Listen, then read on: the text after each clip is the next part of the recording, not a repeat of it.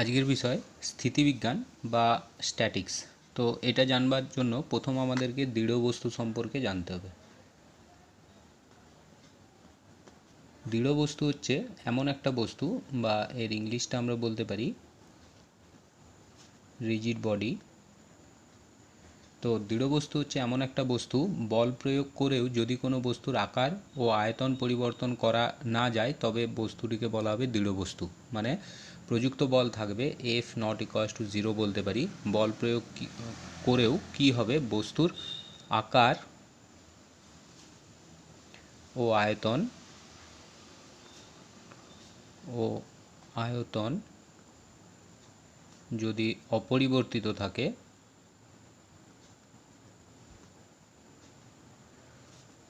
তবে তাকে বলা হবে দৃঢ় বস্তু। তো এতদিন পর্যন্ত আমরা যা ক্যালকুলেশন করেছি বা আগের চ্যাপ্টারগুলোয় যা আমরা ক্যালকুলেশন করেছি ওটা সিঙ্গেল বডি প্রবলেম ছিল। তো এখান থেকে আমরা কি করব, একটা বস্তু নিয়ে না কাজ করে অনেকগুলো বস্তু নিয়ে একসাথে কাজ করব। অর্থাৎ একটা বড় বস্তু নিয়ে আমরা কাজ করতে চলেছি যেখানে অসংখ্য ছোট ছোট বস্তু সমষ্টি থাকতে পারে। তো এই ক্যালকুলেশনের জন্য প্রথম যেটা আমাদের জানতে হবে সেটা হচ্ছে ভরকেন্দ্র সম্পর্কে। ভরকেন্দ্র বা ইংলিশটা হচ্ছে সেন্টার অফ মাস। তো সেন্টার অফ মাসের রেসপেক্টে আমরা আগের নিয়মে সব ক্যালকুলেশন করতে পারি, দিলেই কি হবে, বড় বস্তুর জন্য আমরা ক্যালকুলেশনটা বুঝতে পারবো বা করতে পারবো। তাহলে ভরকেন্দ্র জিনিসটা কি? ভরকেন্দ্র হচ্ছে কোনো বিস্তৃত বস্তু বা কণা সমষ্টির ভরকেন্দ্র হলো এমন একটি অদ্বিতীয় বিন্দু যার মধ্য দিয়ে বল প্রয়োগ করলে বস্তুটিতে শুধুমাত্র রৈখিক গতি সৃষ্টি হয়, কোনো আবর্ত গতির সৃষ্টি হয় না। তাহলে ভরকেন্দ্রের কনসেপ্ট এরকম নিতে পারি, ধরে নিচ্ছি এরকম একটি বস্তু আছে অসম আকৃতির, এটার ভরকেন্দ্র যদি এটা হয়, এটাকে আমরা C.M অর্থাৎ সেন্টার অফ মাস বলতে পারি।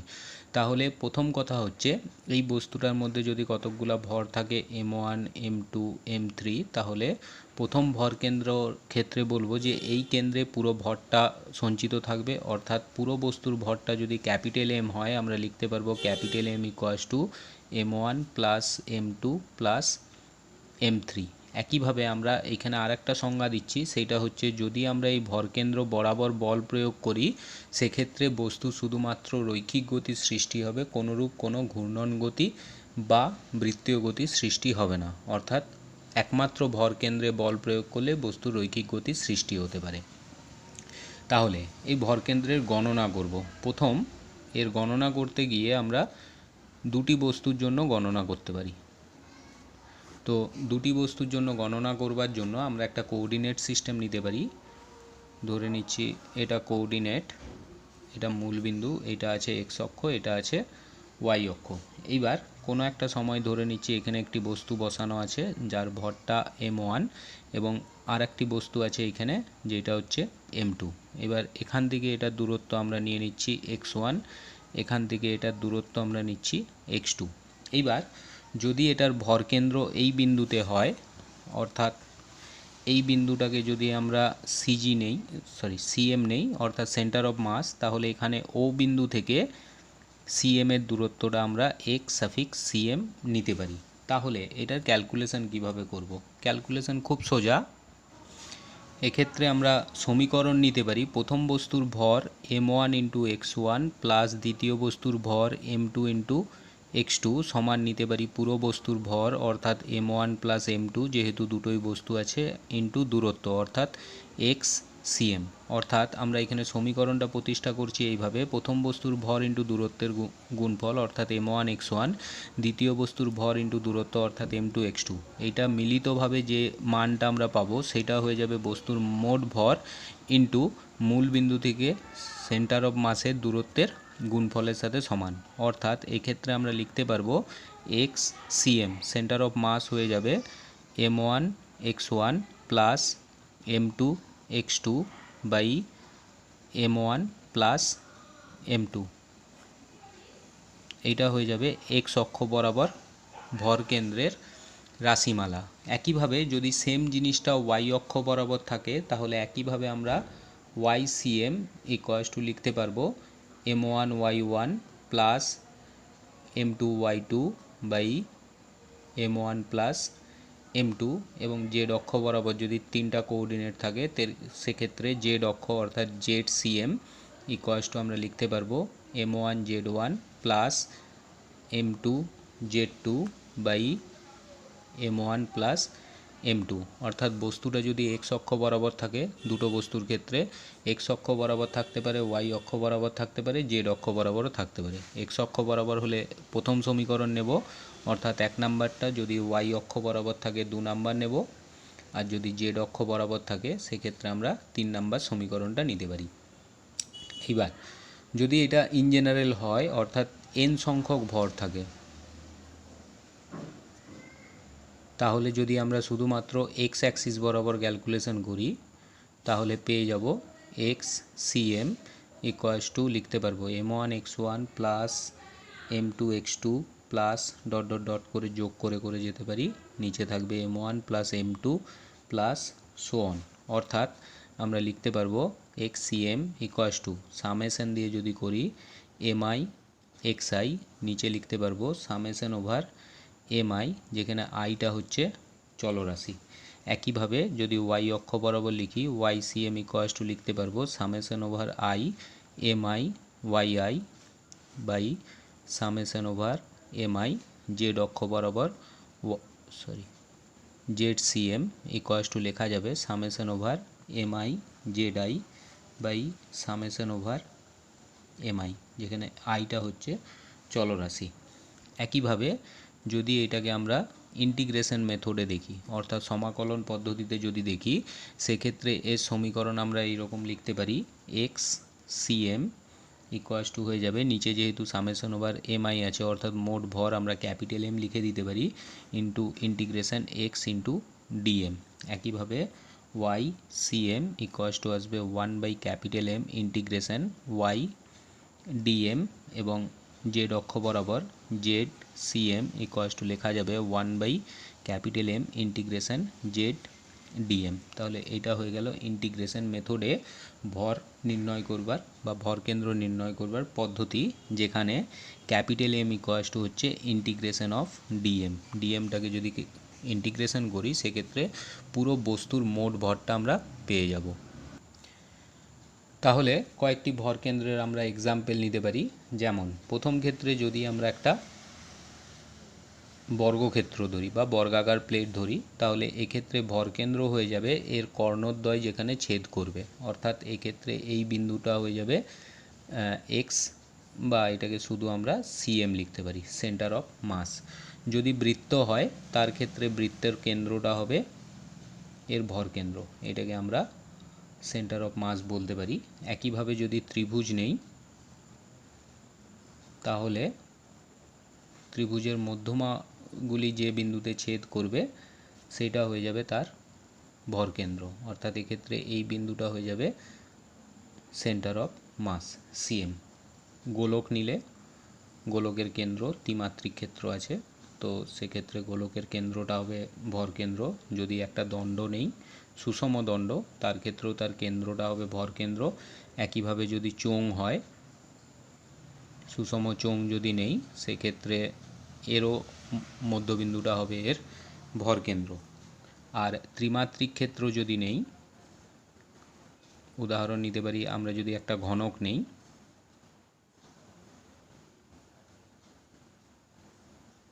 সেক্ষেত্রে এই ঘনকের কেন্দ্রটাই হয়ে যাবে এর ভরকেন্দ্র, সেন্টার অফ মাস। এইবার তাহলে একটা আমরা ক্যালকুলেশন নিতে পারি, আর একটা এক্সাম্পল নেব ক্যালকুলেশন। তো ভরকেন্দ্র নির্ণয় করব, তো প্রথম উদাহরণ নিচ্ছি, এটা ধরে নিচ্ছি একটি সুষম দণ্ড নিচ্ছি, সুষম দণ্ডের আমরা ভরকেন্দ্র নির্ণয় করতে চাইছি। তো ছবিটা এরকম নিতে পারি, ধরে নিচ্ছি এটা একটি দণ্ড আছে যার মূলবিন্দু এটা, আমরা ধরে নিচ্ছি এখানে মূলবিন্দুটা আছে, এই বরাবর আমরা এক্স অক্ষ নিয়ে নিচ্ছি। এইবার এইখানে আমরা ক্ষুদ্র একটা পোর্শন নিতে পারি, ধরে নিচ্ছি এই অংশটা হচ্ছে ডিএক্স, যেটা মূলবিন্দু থেকে এক্স পরিমাণ দূরত্বে আছে। তাহলে এই পুরো দণ্ডটার ভর যদি আমরা এম ধরি, তাহলে একক দৈর্ঘ্যের ভর এই পুরো দৈর্ঘ্যটা যদি এক্ষেত্রে স্মল এল হয় তাহলে একক দৈর্ঘ্যের ভর যদি ল্যামডা ধরি, ল্যামডা ইকুয়ালস টু লিখতে পারবো small l small m by small l. তাহলে ডিএক্স অংশের ভর যদি ডিএম হয়, ডিএম ইকুয়ালস টু লেখা যাবে ল্যামডা ইন্টু ডিএক্স। এবার যেহেতু এক্স অক্ষ বরাবর বস্তুটা বিস্তৃত আছে, এটা 1 নাম্বার নিয়ে নিচ্ছি, তাহলে এক্ষেত্রে আমরা ভরকেন্দ্র পাবো এক্স সিএম। সূত্র অনুযায়ী লিখতে পারবো 1/m অর্থাৎ মোট ভর ইন্টিগ্রেশন অফ ছিল এক্স ডিএম। তাহলে এইটা নিতে পারি 1/m রেখে দিচ্ছি, এইটা নিচ্ছি ইন্টিগ্রেশন, এক্সটা রইল, ডিএমটাকে আমরা বসাতে পারি ল্যামডা ইন্টু ডিএক্স। তাহলে এইটা হয়ে যাবে ল্যামডা বাইরে নিয়ে নিচ্ছি, lambda by m into x square by 2 হবে। লিমিটটা আমরা 0 টু এল নিতে পারি, সেক্ষেত্রে এইটারও লিমিট বসবে 0 টু এল, মান বসাবো, দিলে এটা হয়ে যাবে lambda by m into l square by 2। তাহলে এখান থেকে আমরা নিতে পারবো lambda into l by m by 2। এবার আমরা জানি যে lambda into l equals to আমরা এম নিয়েছিলাম এই সমীকরণ অনুযায়ী, তাহলে বসাতে পারবো x cm equals to m by m into l by 2, और এখান থেকে নিতে পারবো x cm equals to l by 2। অর্থাৎ দণ্ডটা যদি সুষম দণ্ড হয় সেক্ষেত্রে তার মধ্যবিন্দু অর্থাৎ ঠিক এখানে ও থেকে এই দূরত্বটা যদি এল বাই 2 হয়, তাহলে এই বিন্দুতে থাকবে এর ভরকেন্দ্র এক্স সিএমটা। এইভাবে আমরা ভরকেন্দ্রের মানটা নির্ণয় করতে পারি। তাহলে কোনো বস্তু যদি আমরা ভরকেন্দ্র নির্ণয় করে নেই, এইবার ওই ভরকেন্দ্রের সাপেক্ষেই আমরা ক্যালকুলেশন করতে পারবো, তাতে বস্তুর মধ্যে যতগুলা খুশি ভর অবস্থিত থাকতে পারে। তাহলে ফাইনালি আমরা যে কোনো একটা নিয়ে ক্যালকুলেশন করতে পারি। তো এখানে বিস্তৃত বস্তুর গতি নেব, বিস্তৃত বস্তুর গতি বিবেচনা করব।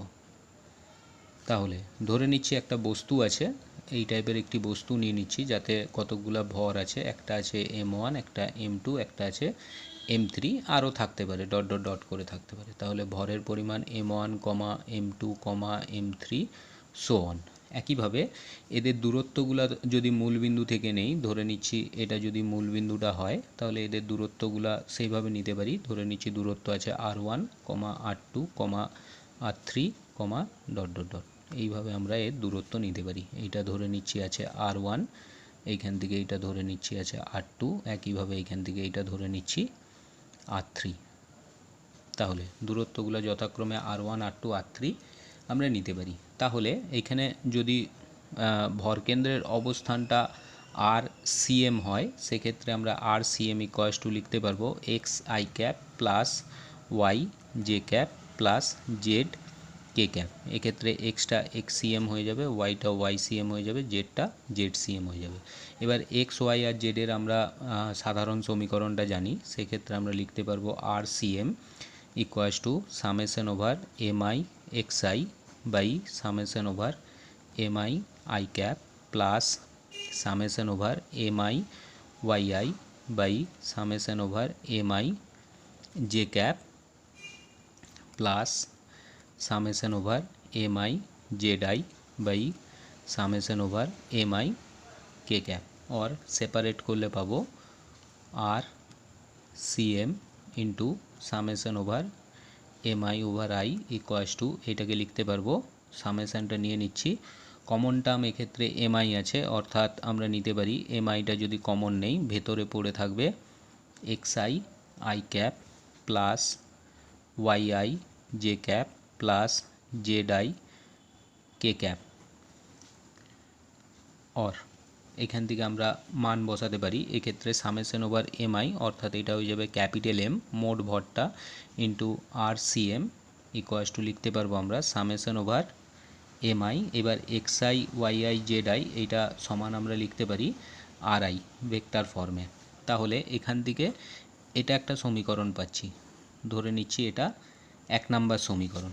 এইবার এটাকে যদি আমরা ডেরিভেটিভ করি, ডেরিভেটিভ করলে লিখতে পারবো M of d r C m by dt equals to লেখা যেতে পারে summation over m i d r i by dt. এবার অবস্থান ভেক্টরের যদি আমরা ডেরিভেটিভ করি সেক্ষেত্রে আমরা বেগ পেতে পারি, অর আমরা লিখতে পারবো এক্ষেত্রে এম, এইটা লিখতে পারি ভি অফ সিএম, ভরকেন্দ্রের বেগ সমান summation over m i v i. অর্থাৎ এখান থেকে আমরা বলতে পারবো যে ভরকেন্দ্রের ভরবেগ অর্থাৎ এম ইন্টু ভি হলে ভরবেগ হচ্ছে, তাহলে ভরকেন্দ্রের ভরবেগ সমান কণাসমূহের ভরবেগের লব্ধি। কণাসমূহ মানে প্রতিটা ইন্ডিভিজুয়াল কণার যে ভরবেগটা হবে তার সমষ্টি করলে যেটা পাবো সেটাই হচ্ছে আমার ভরকেন্দ্রের ভরবেগের সাথে সমান। অর্থাৎ যদি আমি ইন্ডিভিজুয়াল ক্যালকুলেশন করে যোগ করে যে উত্তরটা পাবো সেটা এখন না করে আমরা যদি ভরকেন্দ্রের রেসপেক্টেই ক্যালকুলেশন করি আমি একই উত্তর পাবো। তো ইন্ডিভিজুয়াল ক্যালকুলেশন করে আমার এখন আর কোনো প্রয়োজন নেই, আমি ডাইরেক্ট ভরকেন্দ্রের ক্যালকুলেশন করেই এখন উত্তর নির্ণয় করতে পারি বা উত্তর আনতে পারবো। নেক্সট আমরা নেব ভরকেন্দ্রের ভরবেগের সংরক্ষণ। তাহলে ভরবেগের সংরক্ষণ সূত্র আগে যেটা পড়ে এসেছিলাম সেটা ছিল যদি বহিস্থ বল অনুপস্থিত থাকে অর্থাৎ এফ ইকুয়ালস টু যদি 0 হয় সেক্ষেত্রে কোনো বস্তুর ভরবেগের সমষ্টিটা শূন্য হয় বা কোনো আন্তঃক্রিয়া চললেও তার ভরবেগের সমষ্টি শূন্য হয়, অর্থাৎ আমরা লিখতে পারবো summation over m i v i over i, এটা শূন্য বলছি ধ্রুবক হবে, এটাই স্থির থাকবে, এটাই ভরবেগ সংরক্ষণ সূত্র ছিল। তাহলে এক্ষেত্রে আমরা এইমাত্র প্রমাণ করেছি m of V C M equals to summation over m i v i over i. তাহলে যেহেতু বাইরে থেকে বল প্রযুক্ত যদি না হয় দেখা যাচ্ছে যে ইন্ডিভিজুয়াল ভরবেগের যে সমষ্টিটা হচ্ছে সেটা ধ্রুবক, তাহলে এই পার্টটা যদি ধ্রুবক হয় তাহলে আমরা M of V C M equals টুও ধ্রুবক লিখতে পারি। তাহলে এখান থেকে বলতে পারি বাহ্যিক বলের অনুপস্থিতিতে ভরকেন্দ্রের ভরবেগ সংরক্ষিত থাকে। এখান থেকে স্টেটমেন্ট দিতে পারবো বাহ্যিক বলের অনুপস্থিতিতে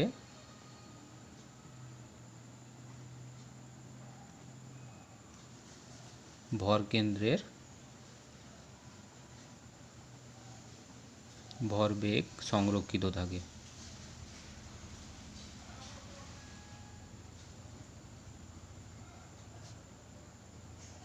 এটা হচ্ছে ভরবেগ সংরক্ষণ সূত্র ভরকেন্দ্রের জন্য। একইভাবে আমরা প্রযুক্ত বলের রাশিমালায় আসতে পারি। নেক্সট আমরা আলোচনা করব হচ্ছে প্রযুক্ত বলের জন্য।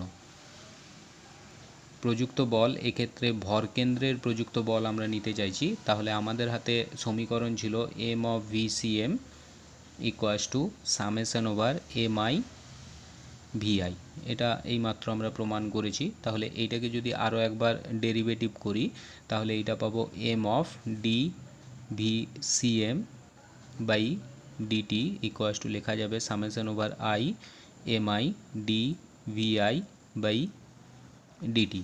অর এইটা আমরা নিতে পারবো এটা যেহেতু ভরকেন্দ্রের বেগের ডেরিভেটিভ হয়েছে তাহলে এটা ত্বরণ দেবে, তাহলে এখান থেকে আমরা নিতে পারবো M of A C M ভরকেন্দ্রের ত্বরণ equals to summation over m i a i over i. তাহলে যেহেতু এটা প্রযুক্ত বলের রাশিমালা তাই এটাকে আমরা এফ সি এম লিখতে পারি, ভরকেন্দ্রের প্রযুক্ত বল equals to summation over F i. অর্থাৎ ইন্ডিভিজুয়াল প্রতিটা কণার উপর যে বল প্রযুক্ত হচ্ছে তার যেটা সমষ্টি হবে সেটা ভরকেন্দ্রের উপর যে প্রযুক্ত বল হবে তার সমষ্টি তার উপর তার সাথে সমান হবে। অর্থাৎ আমরা এখান থেকে লিখতে পারবো f of c M equals to summation over F i. তাহলে ভরকেন্দ্রের যদি আমরা এক্সাম্পল নিই, ধরে নিচ্ছি একটি বস্তু এইভাবে যাচ্ছিল, এবার এর ভরকেন্দ্রটাও এই পথে গতিশীল হবে। কোনো একটা সময় যদি এই বিন্দুতে বিস্ফোরণ হয়, ধরে নিচ্ছি পি বিন্দু আছে, পি বিন্দুতে বিস্ফোরণ হয়ে দুটো টুকরো যদি দুদিকে ছিটকে যায়, ধরে নিচ্ছি এইটা একদিকে ছিটকে গেছে এইটা আর একদিকে ছিটকে গেছে, এইগুলোর ভর সেই হিসাবেই ভাঙবে। যদি এটার প্রাথমিক বেগটা ভি থাকে, বিস্ফোরণের পরে এদের বেগগুলো যদি আলাদা আলাদা হয়, বেগ আলাদা হলেও এদের দুজন মিলে যে ভরকেন্দ্রটা পাবো সেটা প্রাথমিক ভরকেন্দ্রটা যে পথে গতিশীল ছিল সেই পথেই গতিশীল থাকবে। অর্থাৎ বস্তু যেদিকেই ছিটকাক না কেন বস্তু সমষ্টির ভরকেন্দ্রটা যে বরাবর যাচ্ছিল সে বরাবরই যাবে। বিস্ফোরণের ক্ষেত্রে ভরকেন্দ্রের এই ব্যাপারটা সুনির্দিষ্ট থাকে, অর্থাৎ বস্তু যেদিকে খুশি ছিটকাতে পারে কিন্তু ভরকেন্দ্রের আগের অবস্থান যে পথে গতিশীল ছিল সে পথেই সে পথ বরাবরই গতিশীল থাকবে। নেক্সট আমরা উদাহরণের মাধ্যমে ভর কেন্দ্র নির্ণয় করব। প্রথম নিতে পারি এইরকম, ধরে নিচ্ছি একটি বর্গক্ষেত্রের 4টি কোণে 4টি ভর আছে। ধরে নিচ্ছি এখানে আছে M1, এইখানে ধরে নিচ্ছি আছে M2, এইখানে নিচ্ছি M3, এখানে আছে M4। 4টা ভর সমানও হতে পারে। এবার বাহুর দৈর্ঘ্য আমরা নিচ্ছি L। তাহলে এটার ভর কেন্দ্র কোথায় হবে সেটা আমরা ক্যালকুলেশন করতে চাইছি। তাহলে এটার ভর কেন্দ্র নির্ণয় করবার জন্য এইখানে আমরা দুটো অক্ষ নিয়ে নিচ্ছি। এটা ধরে নিচ্ছি মূলবিন্দু, এটা ওয়াই অক্ষ আছে, এটা এক্স অক্ষ আছে। তাহলে এক্ষেত্রে প্রথম যে বিন্দুটা আছে অর্থাৎ M1, এর স্থানাঙ্ক লিখতে পারি 0,0, এর স্থানাঙ্ক হয়ে যাবে L,0, এর স্থানাঙ্ক হবে L,L, আর এর M4 এর স্থানাঙ্ক হবে 0,L। তাহলে যেহেতু দ্বিমাত্রিকে ক্যালকুলেশন হচ্ছে, এক্ষেত্রে দুটো স্থানাঙ্ক বের করতে হবে। প্রথমটা হচ্ছে XCM। XCM ইকুয়ালস টু, এক্ষেত্রে সমীকরণ নেব M1x1 plus M2x2 plus M3x3 plus M4x4 by নিচে লিখতে পারবো মোট ভর, অর্থাৎ M1 plus M2 plus M3 plus M4। তাহলে এটার মান বসালে পাবো ফার্স্ট টার্ম 0 হয়ে যাচ্ছে, সেকেন্ড টার্ম হবে M2 into L plus third term হবে M3 into L plus fourth term হবে 0, কারণ এক্সট্রা 0 আছে। বাই নিচে আমরা লিখতে পারবো মোট ভর M1 plus M2 plus M3 plus M4।